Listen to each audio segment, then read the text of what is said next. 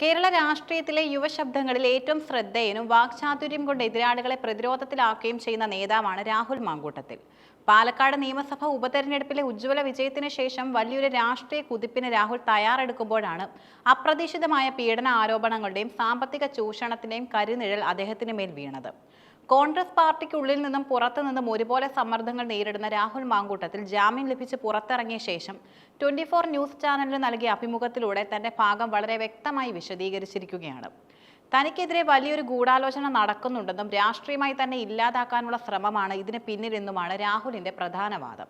തനിക്കെതിരെ ഉയർന്ന കേസുകൾ വെറും യാദൃച്ഛികമല്ലെന്നും അവ കൃത്യമായി പ്ലാൻ ചെയ്ത ഗൂഢാലോചനയുടെ ഭാഗമാണെന്നുമാണ് രാഹുൽ മാങ്കൂട്ടത്തിൽ വിശ്വസിക്കുന്നത്.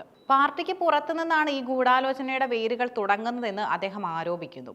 രാഷ്ട്രീയമായി തന്നെ നേരിടാൻ കഴിയാത്തവർ തന്റെ സ്വഭാവത്തെയും ധാർമ്മികതയും ചോദ്യം ചെയ്തുകൊണ്ട് തന്നെ തകർക്കാൻ ശ്രമിക്കുകയാണെന്നാണ് രാഹുലിന്റെ വാദം.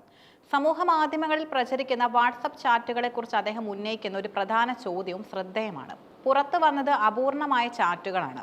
ഓരോ മെസ്സേജിനും മുകളിലേക്കും താഴേക്കുമുള്ള ബാക്കി ഭാഗങ്ങൾ കൂടി പുറത്തുവിടാൻ പരാതിക്കാർ തയ്യാറുണ്ടോ? ഈ വെല്ലുവിളിയിലൂടെ സന്ദർഭത്തിൽ നിന്നും അടർത്തി മാറ്റിയ സന്ദേശങ്ങൾ ഉപയോഗിച്ച് തെറ്റിദ്ധാരണ പരത്താനാണ് ശ്രമിക്കുന്നതെന്ന് അദ്ദേഹം സ്ഥാപിക്കാൻ ശ്രമിക്കുന്നു. വ്യത്യസ്തങ്ങളായ 3 പരാതികളാണ് രാഹുലിനെതിരെ ഉയർന്നിട്ടുള്ളത്. ഓരോന്നിനും തന്റേതായ ന്യായങ്ങൾ നിരത്തി അദ്ദേഹം പ്രതിരോധിക്കുന്നുണ്ട്. ഒരു മുൻ എംപിയുടെ മകളെ വിവാഹ വാഗ്ദാനം നൽകി പീഡിപ്പിച്ചുവെന്ന ആരോപണത്തെയും രാഹുൽ പൂർണ്ണമായും തള്ളിക്കളഞ്ഞു.